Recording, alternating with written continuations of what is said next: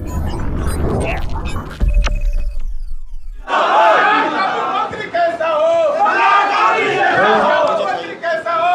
भारत माता की, भारत माता की।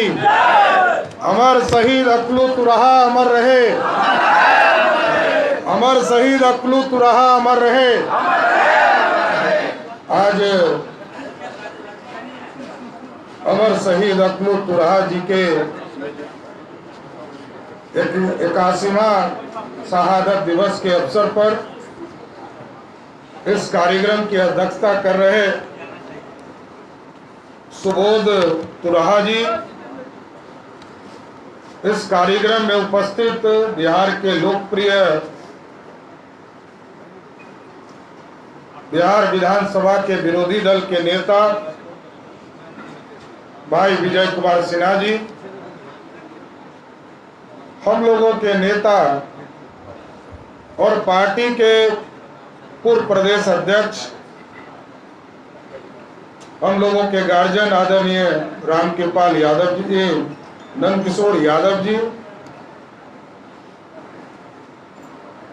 इस मंच पर उपस्थित माता तुल्य और शिवहर की सांसद पूर्व मंत्री आदरणीय रमा देवी जी, हमारे भाई और लगातार मुजफ्फरपुर का प्रतिनिधित्व कर रहे आदरणीय भाई अजय निषाद जी, हमारे भाई और लोकप्रिय माननीय विधायक आदरणीय पवन जायसवाल जी, इस मंच पर उपस्थित पार्टी के प्रदेश उपाध्यक्ष सिद्धार्थ शंभू जी,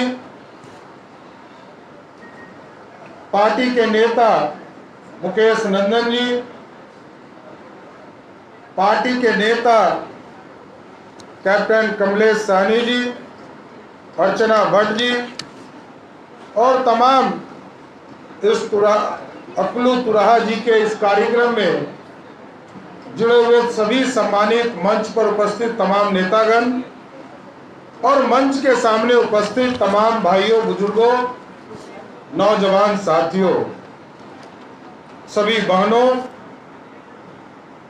आज हम उस वीर शहीद को याद कर रहे हैं जिन्होंने भारत छोड़ो आंदोलन के तहत इस देश में आजादी की नींव रखने का काम किया और ये पूरा गुलाम भारत को किस तरह आजादी मिली ये आप सभी लोग जानते हैं। और उसमें एक महत्वपूर्ण साथी के तौर पर 14 अगस्त 1942 को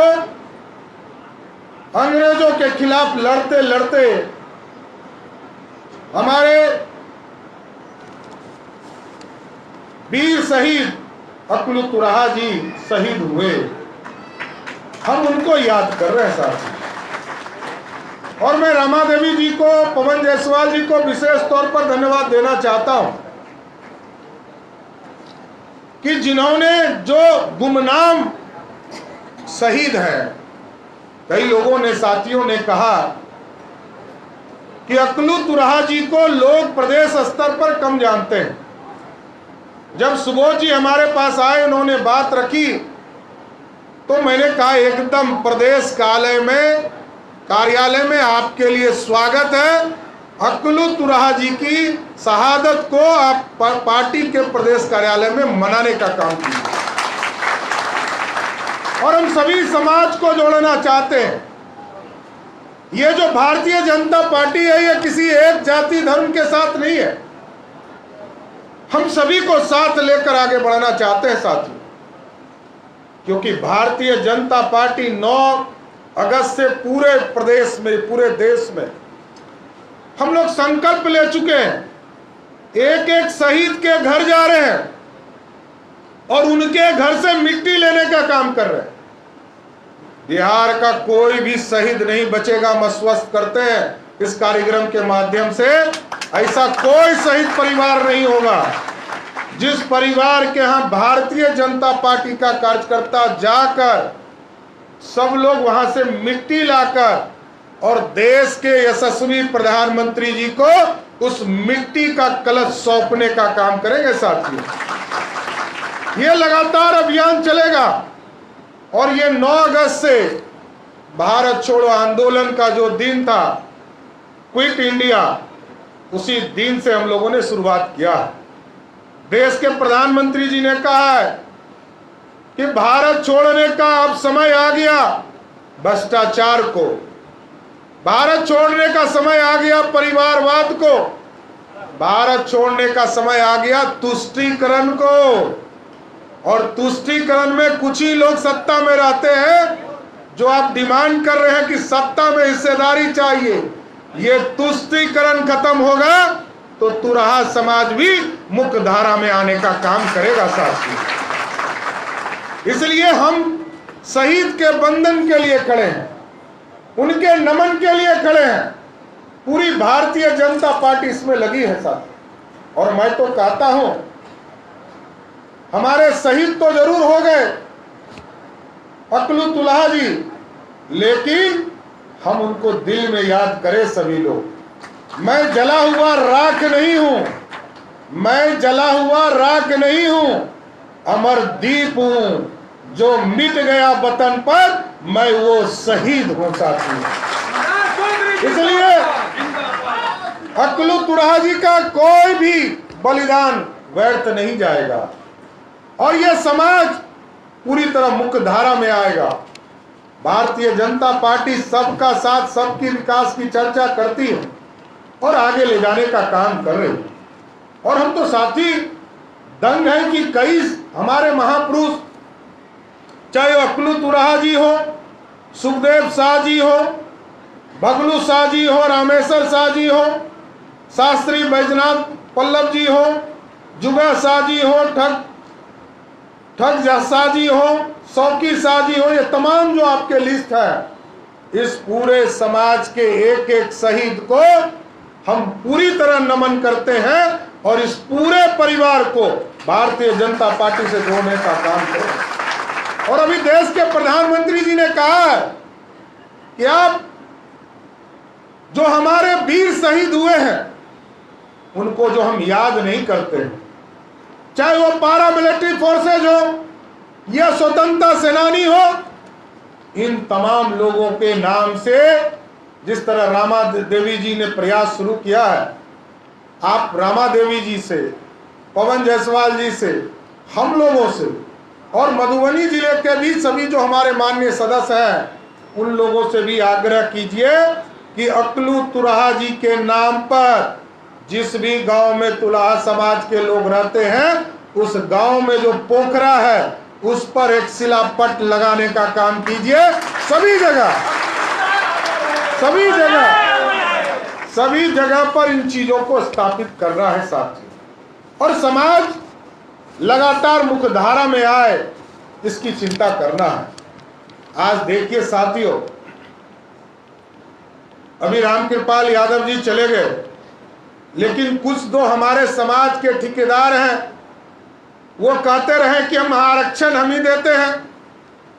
लेकिन आप पूछिएगा, कभी 90 से लेकर 2005 तक की सरकार चली बिहार में, कोई एक वर्ग नहीं है साथियों जिसको आरक्षण दिया हो, ना पिछड़े को, ना अति पिछड़े को, ना दलित को, ना स्वर्ण को। लेकिन भारतीय जनता पार्टी जब जब सरकार में रही है साथियों, सब दिन आरक्षण को समर्थन करके जिंदा करने का काम किया।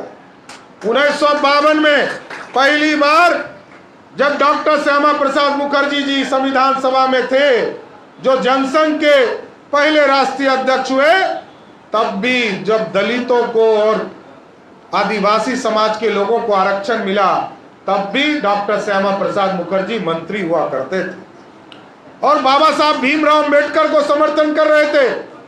1977 में और 67 में जब कर्पूरी ठाकुर जी मुख्यमंत्री बने, तब जनसंघ समर्थन कर रही थी, कांग्रेस नहीं। जनसंघ समर्थन कर रही थी और पहली बार अति पिछड़ा समाज को आरक्षण देने का काम किया गया, स्वर्ण महिलाओं को आरक्षण देने का काम। मंडल कमीशन, बहुत नेता कहते हैं कि मंडल कमीशन तो हमने लाया, अरे मंडल कमीशन तो बीपी सिंह जी ने लाया, जिसको लोग कहते थे राजा नहीं फकीर है, देश का तकदीर है। उनको भी समर्थन किसने किया? 200 सांसद कांग्रेस पार्टी को था साथियों, और 147 सांसद जनता दल को हुआ करता था, और 82 सांसद भारतीय जनता पार्टी की थी। हम जिसके साथ जाते उसको आरक्षण मिलता, लेकिन भारतीय जनता पार्टी के नेता सरदे अटल बिहारी वाजपेयी और लाल कृष्ण आडवाणी जी ने तय किया कि मंडल कमीशन लाएंगे और इस देश में पहली बार ओबीसी को देश में आरक्षण देने का काम किया गया। और जब इस देश में एक अति पिछड़ा का बेटा, गरीबों का बेटा, गरीब का बेटा, चाय बेचने वाले का बेटा जब इस देश में प्रधानमंत्री बना, तो स्वर्ण समाज में भी जो 75 वर्ष के आजादी के बाद गरीब हुए, जो आर्थिक रूप से समृद्धि से दूर हुए, उनको भी 10% आरक्षण किसने दिया? नरेंद्र मोदी की सरकार ने देने का काम किया साथी। ये है सबका साथ सबका विकास, और भारतीय जनता पार्टी सबका समर्थन करती है। और आज इसी समाज के लिए देश में तुराह समाज को न्याय मिले, क्योंकि आज भी पिछड़े हैं, इसी के लिए देश के यशस्वी प्रधानमंत्री जी ने रोहिणी आयोग का गठन किया है।